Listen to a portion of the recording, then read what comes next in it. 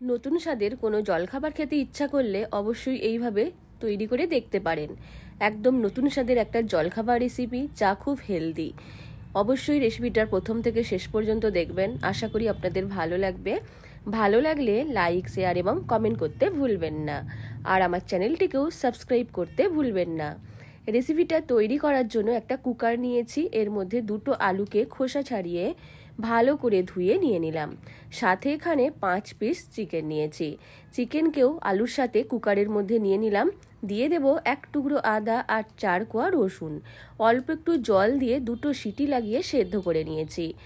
এইবার একটা প্লেটের মধ্যে আলু আর চিকেনকে নিয়ে ম্যাশ করে নিচ্ছি। আপনারা চাইলে কাঁটা চামচ দিয়েও ম্যাশ করে নিতে পারেন। আলু আর চিকেনকে ম্যাশ করে নেওয়ার সময় চিকেনের মধ্যে যেই হাড়গুলো থাকবে সেগুলোকে ফেলে দিয়েছি। এর মধ্যে দিয়ে দিলাম পেঁয়াজ কুচি, কাঁচা লঙ্কা কুচি, ধনে পাতা কুচি, আর দিয়ে দেব প্রায় 1.5 চামচ মতো পাতিলেবুর রস। সব কিছুকে বেশ ভালো করে স্বাদ মতো নুন দিয়ে মিশিয়ে নিচ্ছি। খুব একটা হেলদি রেসিপি যা খুব সহজেই তৈরি করা যায় আর দারুণ স্বাদের খেতে হয়। সব কিছুকে ভালো করে মিশিয়ে একটা সাইডে রেখে দিলাম। অন্যদিকে একটা পাত্রে নিয়ে নিয়েছি 1 কাপ পরিমাণ ময়দা। পরিমাণ মতো নুন আর সাদা তেল দিয়ে ভালো করে ময়দাটার সাথে মিশিয়ে নেওয়ার পর হালকা গরম জল দিয়ে ময়দাটাকে মেখে নেব। যেভাবে আমরা রুটি পরোটার জন্য মেখে নিই সেভাবেই মেখে নিতে হবে। এইবার মেখে নেওয়ার পর রুটির সাইজে যেভাবে লেচি কাটি সেইভাবে লেচি কেটে গোল করে নিয়ে ময়দা ছড়িয়ে বেলে নেব। রুটির সাইজেরই এটাকে বেলে নিচ্ছি। বেলে নেওয়ার পর আগে থেকে যেই পুর তৈরি করে রেখেছিলাম একটা সাইডে দিয়ে দেব পুর। চিকেন আর আলুর পুর দিয়ে দিচ্ছি। আপনারা চাইলে এর সাথে অল্প একটু টমেটো সসও অ্যাড করতে পারেন। এইভাবে পরিমাণ মতো পুরটা দিয়ে দেওয়ার পর অল্প একটু চারপাশে জল লাগিয়ে ভালো করে এটাকে চেপে বন্ধ করে দেব। এখানে আমি এই শেপের তৈরি করে নিচ্ছি। আপনারা আপনাদের পছন্দ মতো যে কোনো শেপের তৈরি করে নিতে পারেন।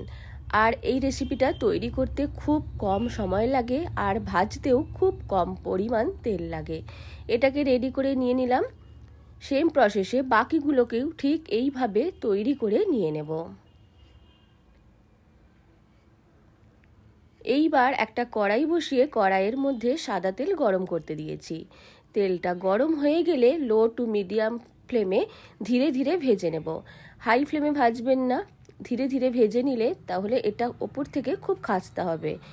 এইভাবে ধীরে ধীরে ভেজে নিচ্ছি। একটা সাইড ভাজা হয়ে গেলে উল্টে দেব। উল্টে পাল্টে একটু লাল করে ভেজে নিচ্ছি। এটা ভাজা হয়ে গেছে। এইবার আমি এটাকে তেল থেকে তুলে নিয়ে নেব। একইভাবে আরও একটাকে ভেজে নিচ্ছি। আর যেটা ভেজে নিলাম সেটাকে আমি কেটে দেখিয়ে দেব।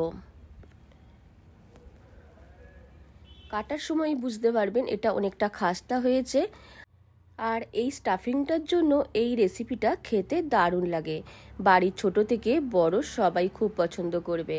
আপনারাও অবশ্যই তৈরি করে দেখবেন, আশা করি আপনাদেরও ভালো লাগবে।